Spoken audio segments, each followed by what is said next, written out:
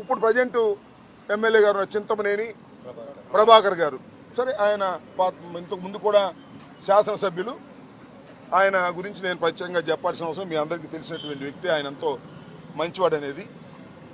ఆయన కారు అడ్డం ఉందని చెప్పేసి పచ్చిబూతులు తిట్టాడండి. అబ్బాయి చౌదరి గారి డ్రైవర్ని పచ్చిబూతులు తిట్టాడు, మ్యాన్ హ్యాండిల్ చేసే ప్రయత్నం చేశాడు. ఆ పచ్చిబూతులన్నీ కూడా మన సోషల్ మీడియాలో చాలా బ్రహ్మాండంగా వైరల్ అవుతున్నాయి, చూడండి. ఆయన అబ్బాయి చౌదరి గారి మీద కేసు పెట్టి అరెస్ట్ చేయాలని ప్రయత్నం చేస్తారు, పోలీసులు దాన్ని సహకరిస్తున్నారు. ఇది అన్యాయం అండి. అబ్బాయి చౌదరి గారు కారు డ్రైవర్ని తిట్టాడు, అబ్బాయి చౌదరి మీద ఇష్టం వచ్చినట్టు మాట్లాడి ఆయన మీద కేసు పెట్టే ప్రయత్నం చేస్తున్నారు. ఇది అన్యాయం డీజీపీ గారు అని రెండవ రికమెండేషన్ ఇవ్వాలని మేము ప్రయత్నం చేశాం. ఇందాక నేను ఎక్కడో మా చింతమనేని ప్రభాకర్ గారు శాసనసభ్యులు వారిని చూస్తున్నా. అసలు నేను అలా తిట్టడానికి గల కారణం ఏంటో తెలుసా, నాకంత ఆవేశం తీసుకురావడానికి కారణం ఏంటో తెలుసా అని చెప్తున్నాడు ఆయన. ఎవడన్నా నేరం చేసి ఎవరన్నా మర్డర్ చేస్తే నేను అసలు మర్డర్ చేయడానికి గల కారణం ఏంటో తెలుసా, అర్థం చేసుకోగలరా అంటే ఏం చెప్పాలి?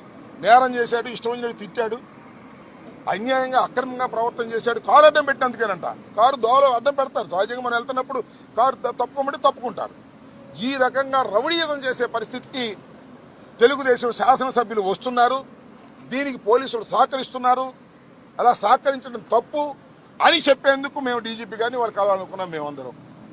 కానీ ఆయన కలవలేదు. ఆయన చట్టబద్ధంగా ఉన్నటువంటి వ్యక్తి కాబట్టి డీజీపీ గారు గౌరవనీయులు ఐపీఎస్ ఆఫీసర్, మిమ్మల్ని కలవకపోయినా, మా రికమెండేషన్లు ఆయన తీసుకోకపోయినా ఆయన యాక్షన్ తీసుకుంటారు, ఈ ప్రెస్ చూస్తారు, ఈ మీడియా సమావేశం చూస్తారని నేను అనుకుంటున్నా. చూడకపోతే మా కర్మ, అది మేమేం చేయలేం.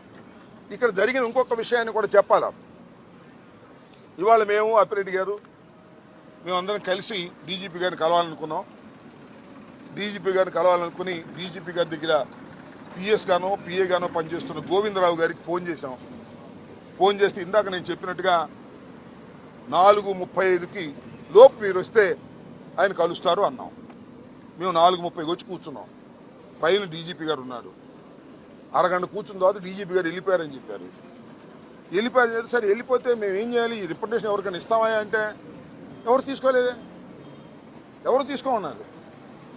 నేను డీజీపీ గారు వెళ్ళిపోతే మేము ముందు అడిగి అపాయింట్మెంట్ తీసుకుని డీజీపీ గారి దగ్గరికి మేము వచ్చాం కదా. ఆయన బిజీగా ఉంటే ఉండదు, తప్పులేదు, తప్పు. డీజీపీ గారు రాష్ట్ర శాంతి భద్రతలు కాపాడవలసినటువంటి ప్రధానమైన వ్యక్తి కాబట్టి బిజీగా ఉండొచ్చు. మా బోటి వాళ్ళని, అపోజిషన్లో ఉన్న వాళ్ళని, మంత్రులుగా ఊడిపోయిన వాళ్ళని, ఎమ్మెల్యేలుగా ఊడిపోయిన వాళ్ళని కలవలేకపోవచ్చు ఆయన అంత బిజీగా ఉంటే. కలవకపోతే నా ఇన్ఫీరియర్ ఆఫీసర్ ఇంకో ఆఫీసర్కి ఇవ్వండి అని ఎండార్స్ చేయాలి కదా గౌరవంగా ప్రజాస్వామ్యంలో.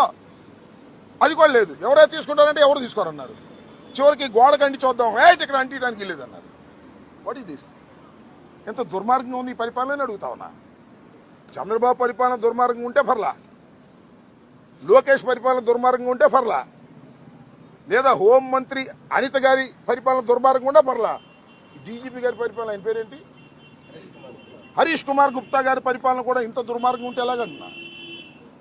అయ్యా, తమరు ఐపీఎస్ ఆఫీసర్, మీరు శాంతి భద్రత కాపాడవలసిన వారు. రేపు ఏదైనా కోర్టులో అడిగితే మీరు సమాధానం చెప్పాలి. అనిత గారు సమాధానం చెప్పరు, లేదు లోకేష్ గారు వచ్చి సమాధానం చెప్పరు, ముఖ్యమంత్రి గారు సమాధానం చెప్పరు, హరీష్ గుప్తా గారు వచ్చి సమాధానం చెప్పాలి. Is most senior officer. గౌరవం లేకపోతే ఎలాగూ? మీరు ఈ రిప్రజెంటేషన్ తీసుకుని చిత్తుబుట్లో బారేస్తారో, మీరు పెట్టుకుని దాన్ని చదువుకొని ధర్మాలు ఆలోచిస్తారో వేరే అంశం. కనీసం తీసుకోవడానికి కూడా అంత బద్ధకం అయితే ఎలాగూ? తీసుకోవడానికి మీరు బిజీగా ఉంటే మీ దగ్గర ఉన్న ఆఫీసర్ని అపాయింట్ చేయడానికి ఏంటి ఇబ్బంది? ఎందుకు మమ్మల్ని మీరు అవమానిస్తున్నారు? ప్రజాస్వామ్యంలో ఇది ధర్మమా, న్యాయమా? ఆలోచించబోయి మనవి చేస్తున్నాం. కాబట్టి ఇలాంటి దుర్మార్గమైనటువంటి పరిపాలన పోలీస్ యంత్రాంగం చేయటం చాలా బాధాకరం. ఇవాళ కూడా నేను మనవి చేస్తున్న హరీష్ గుప్తా గారిని, the senior most IPS officer, DGP, ఇప్పటికైనా ఈ రికమెండేషన్లు మీరు ఎవరైనా పంపించి తీసుకోండి, లేకపోతే మళ్ళా వచ్చి ఇవ్వమంటే మళ్ళీ ఇస్తాం. Take immediate action. ఇవాళ వంశీని ఉదయం 6 గంటలకు అరెస్ట్ చేసి ఇవాళ రాత్రి లోపల మీరు వితిన్ 24 అవర్స్ లోపల మీరు హాజరుపరచాలి. హాజరుపరచకపోతే అది మీరు చట్ట వ్యతిరేకమైన కార్యకలాపాల కిందకు వస్తుంది. అసలు ఫాల్స్ కేసులు పెట్టి మీరు చంద్రబాబు నాయుడు లోకేష్ గారు చెప్పినట్టుగా ప్రవర్తించడం పోలీసు యంత్రాంగానికి సరైనటువంటి విధానం కాదు అని చెప్పి వెళదామని వచ్చాం.